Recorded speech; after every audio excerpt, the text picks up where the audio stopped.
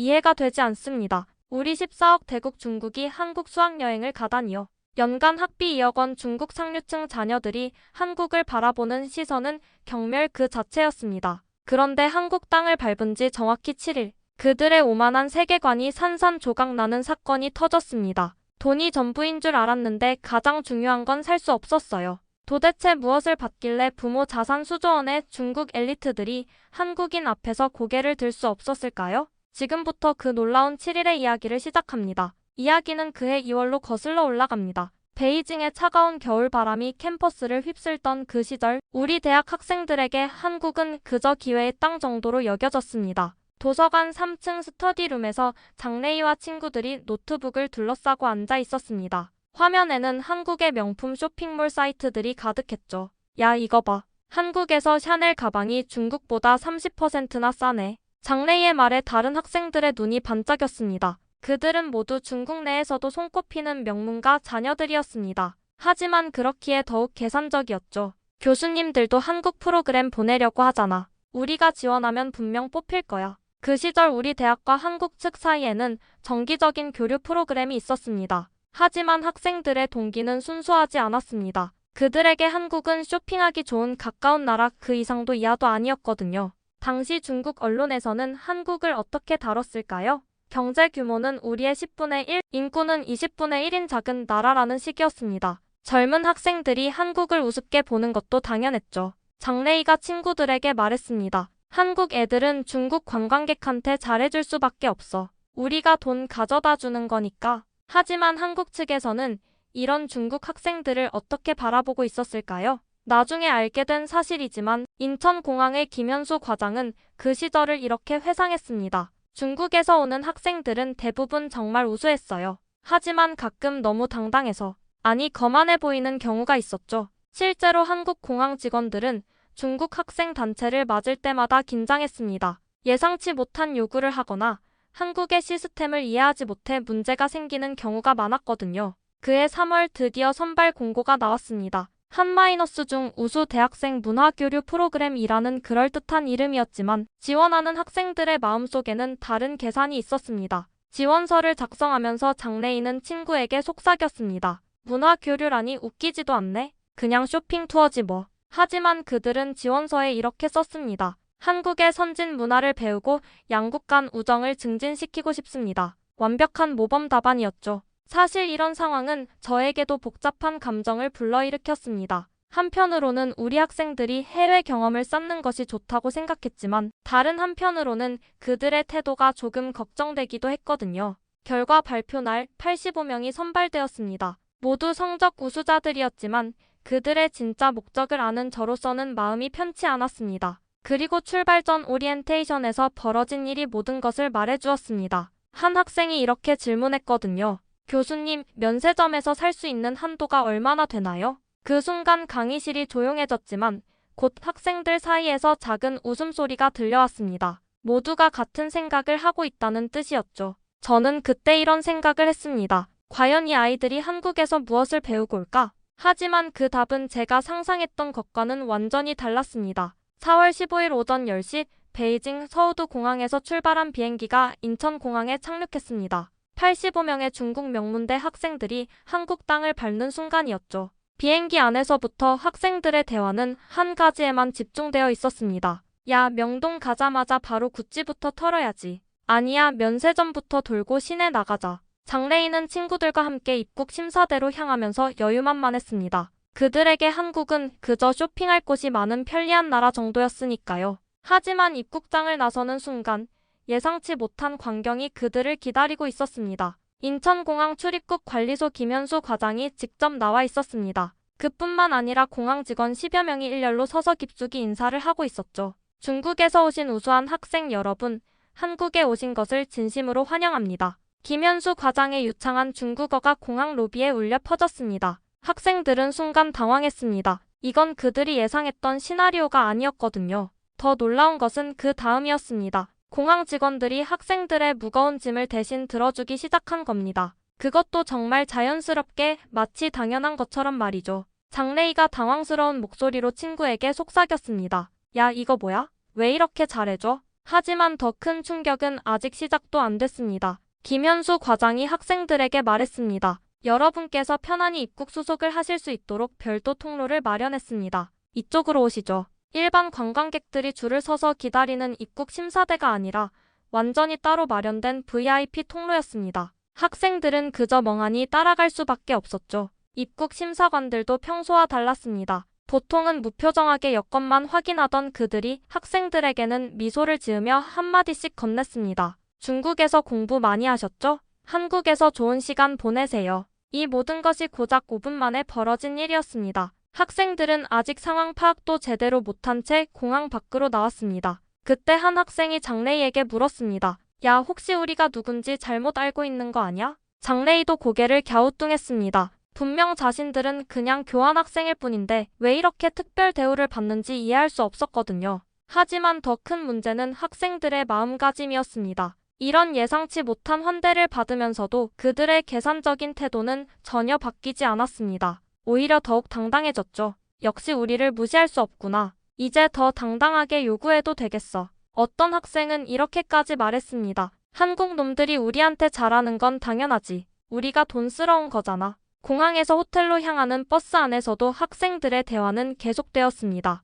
하지만 그 내용은 여전히 얼마나 많이 살 것인가에만 집중되어 있었죠. 사실 이때까지만 해도 저는 학생들이 그저 한국의 친절한 서비스에 놀랐을 거라고 생각했습니다. 하지만 나중에 들은 이야기는 완전히 달랐습니다. 김현수 과장은 그날을 이렇게 기억하고 있었습니다. 처음엔 학생들이 놀라는 것 같았어요. 하지만 금세 당연하다는 듯한 표정으로 바뀌더라고요. 그때 조금 씁쓸했죠. 하지만 이것은 단지 시작일 뿐이었습니다. 진짜 변화는 그들이 서울 시내로 들어가면서부터 시작되었거든요. 그리고 그 변화는 그 누구도 예상하지 못했던 방향으로 흘러갔습니다. 호텔에 짐을 풀고 바로 명동으로 향한 학생들의 첫 번째 목적지는 당연히 명품 매장이었습니다. 그들은 마치 전쟁터에 나가는 군인처럼 각자의 쇼핑 리스트를 점검했죠. 구찌 지갑, 샤넬 향수, 루이비통 가방. 이 정도면 될 거야. 장래희가 친구들과 함께 명동 중앙로의 한 명품 매장에 들어섰습니다. 그런데 또다시 예상치 못한 일이 벌어졌습니다. 매장 입구에서 한국인 직원이 유창한 중국어로 인사를 건넸습니다.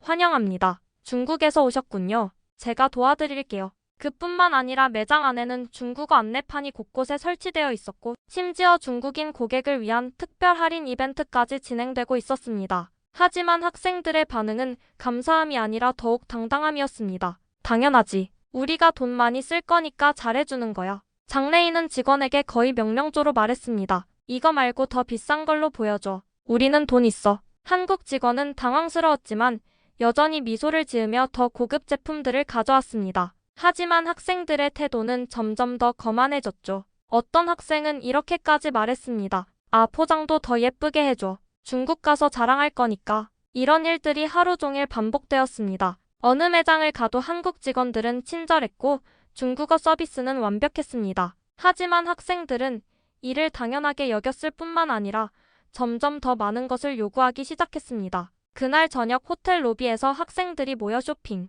전리품을 자랑하는 장면을 목격한 한국인 호텔 직원이 있었습니다. 나중에 그 직원이 한 말을 들어보면 당시 상황을 짐작할 수 있습니다. 처음엔 젊은 학생들이니까 좀 들뜬 것 같다고 생각했어요. 하지만 점점 이상했죠. 마치 우리를 우습게 보는 것 같았거든요. 실제로 학생들은 한국인 직원들 앞에서 이런 대화를 나눴습니다. 한국 애들 진짜 우리한테 잘하네. 역시 큰 나라 사람 대접이 다르긴 하나 봐. 맞아. 우리가 중국에서 왔다고 하니까 다들 긴장하더라. 하지만 이때까지도 한국 측에서는 인내심을 잃지 않았습니다. 김현수 과장은 매일 저녁 학생들의 일정을 점검하며 혹시 불편한 일은 없었는지 확인했습니다. 오늘 쇼핑은 어떠셨나요? 혹시 필요한 게 있으시면 언제든 말씀해주세요.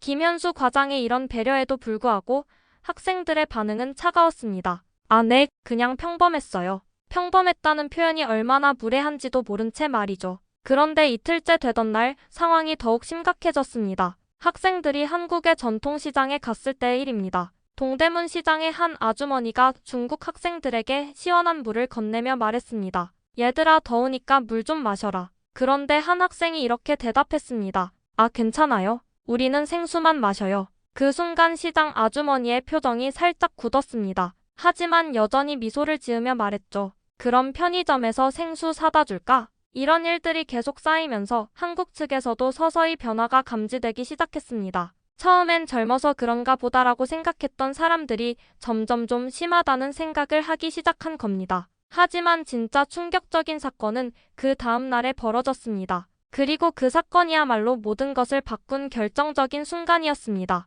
3일째 되는 날 오후 학생들은 인사동의 한 전통 찻집에 들어갔습니다. 그곳은 한국의 전통 문화를 체험할 수 있는 특별한 장소였죠. 하지만 그날 그곳에서 벌어진 일은 정말 충격적이었습니다. 찻집 할머니가 정성스럽게 전통차를 우려서 학생들에게 가져다 주었습니다. 70대의 연세임에도 불구하고 직접 무릎을 꿇고 차를 따라주시는 모습이었죠. 얘들아, 이 차는 우리 할머니가 직접 키운 야생차란다. 맛 좀 봐라. 그런데 장래희가 차를 한 모금 마시더니 얼굴을 찡그렸습니다. 이거 뭐야? 맛이 이상한데? 그리고는 친구들에게 중국어로 이렇게 말했습니다. 야, 이거 마시지 마. 중국 차가 훨씬 맛있어. 할머니는 중국어를 못 알아들으셨지만 학생들의 표정만 봐도 무슨 뜻인지 짐작하실 수 있었습니다. 그래도 할머니는 미소를 지으며 다른 차를 가져오려고 하셨죠. 하지만 더 충격적인 일이 벌어졌습니다. 한 학생이 할머니에게 이렇게 말한 겁니다. 할머니, 우리 중국에는 이보다 1000배는 좋은 차가 있어요.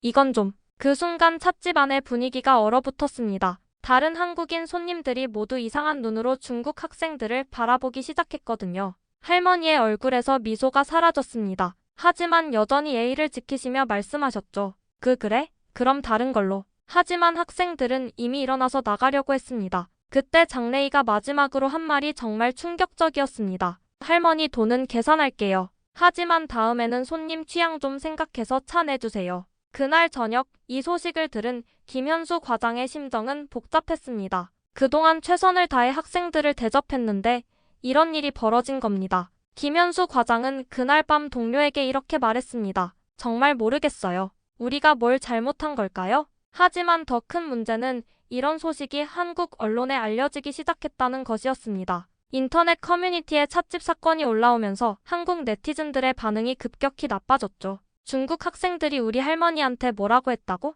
아니, 우리가 얼마나 잘해줬는데. 한국 측에서는 긴급회의를 열었습니다. 과연 이 프로그램을 계속 진행해야 하는지 아니면 조기에 종료해야 하는지 고민이 되었거든요. 그때 김현수 과장이 마지막으로 한 번 더 학생들과 대화를 시도해보기로 했습니다. 학생 여러분, 혹시 우리가 부족한 점이 있었나요? 솔직히 말씀해주세요. 하지만 장래희의 대답은 더욱 충격적이었습니다. 아니에요. 그냥 우리는 좀 더 높은 수준에 익숙해서. 그 순간 김현수 과장은 깨달았습니다. 이 학생들은 한국을 진심으로 우습게 보고 있다는 것을 말이죠. 그날 밤 김현수 과장은 상급자에게 보고했습니다. 더 이상은 어렵겠습니다. 이대로는 양국 관계에도 문제가 생길 수 있어요. 실제로 한국 정부에서도 이 사태를 심각하게 받아들이기 시작했습니다. 중국 측에 정중하게 프로그램 조기 종료를 통보할 준비를 하기 시작한 겁니다. 하지만 그때까지도 중국 학생들은 자신들이 무슨 잘못을 했는지 전혀 모르고 있었습니다.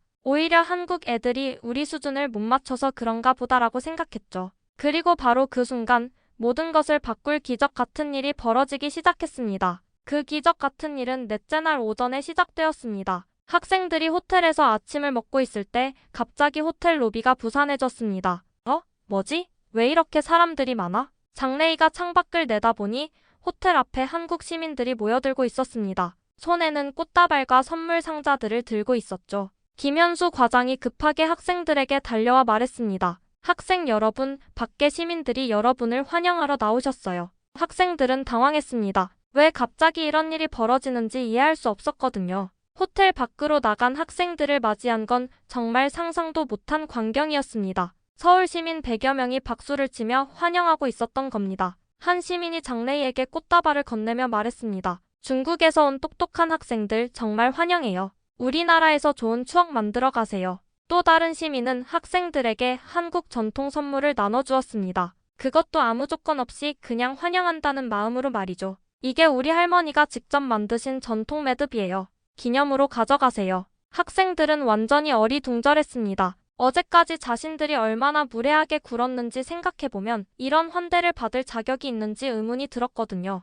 그때 한 할아버지가 장래희에게 다가와 말씀하셨습니다. 얘야, 너희들 어제 인사동 찻집에서 할머니한테 무슨 말 했다며? 장래희의 얼굴이 하얗게 변했습니다. 이 일이 알려진 걸까요? 하지만 할아버지의 다음 말은 완전히 예상 밖이었습니다. 그 할머니가 말씀하시더라. 중국 학생들이 자기 차가 입에 안 맞는다고 하니까 오늘 아침부터 중국 차를 구해서 새로 우리고 계신다더라. 그 순간 장래희는 충격을 받았습니다. 자신들이 그렇게 무례하게 굴었는데도 할머니는 오히려 학생들을 위해 중국차를 준비하고 계셨던 겁니다. 그리고 말이야, 그 할머니가 너희들 걱정하시더라. 혹시 한국 음식이 입에 안 맞을까봐 중국 요리도 배우고 계신다더구나. 이 말을 들은 순간 장래희의 눈에 눈물이 맺혔습니다. 자신들의 무례함이 얼마나 잘못되었는지 깨닫기 시작한 겁니다. 그뿐만 아니었습니다. 명동에서 만났던 매장 직원들도 나와 있었습니다. 그들은 학생들에게 특별히 준비한 선물을 건네주었죠. 어제 말씀하신 대로 더 예쁜 포장을 준비했어요. 중국 가서 자랑 많이 하세요. 학생들은 점점 더 당황스러워했습니다. 자신들이 그렇게 거만하게 굴었는데도 한국 사람들은 오히려 더 잘해주려고 하고 있었던 겁니다. 그때 한 학생이 장래희에게 속삭였습니다. 야, 뭔가 이상하지 않아? 우리가 그렇게 구는데도 왜 이렇게 잘해줘? 장래희도 같은 생각이었습니다. 처음에는 한국 사람들이 중국을 무서워해서 잘해주는 거라고 생각했는데 지금 보니 그게 아닌 것 같았거든요. 김현수 과장이 학생들에게 말했습니다. 사실 이건 우리가 준비한 이벤트가 아니에요. 시민들이 자발적으로 나오신 거예요. 자발적으로? 학생들은 더욱 혼란스러워했습니다. 그날 오후 학생들은 처음으로 조용히 앉아서 진지한 대화를 나누었습니다. 야, 혹시 우리가 뭔가 잘못 생각하고 있는 거 아니야? 맞아. 이 사람들이 우리를 무서워해서 잘해주는 게 아닌 것 같은데. 그날 밤 장래희는 혼자 호텔 방에 앉아 생각에 잠겼습니다. 지금까지 자신들이 한국에 대해 가지고 있던 생각이 과연 맞는 걸까요? 그리고 바로 그때 모든 진실을 알려줄 결정적인 사건이 벌어지기 시작했습니다. 다섯째 날 아침 장래희가 호텔 로비에서 우연히 듣게 된 대화가 모든 것을 바꿨습니다. 한국인 2명이 조용히 이야기하고 있었는데 그중 한 명의 목소리가 익숙했습니다. 김현수 과장이었죠. 정말 힘들어요. 솔직히 이 학생들 때문에 스트레스가. 장래희는 몰래 들어보기로 했습니다. 하지만 어쩌겠어요. 위에서 절대 문제 없게 하라고 했잖아요.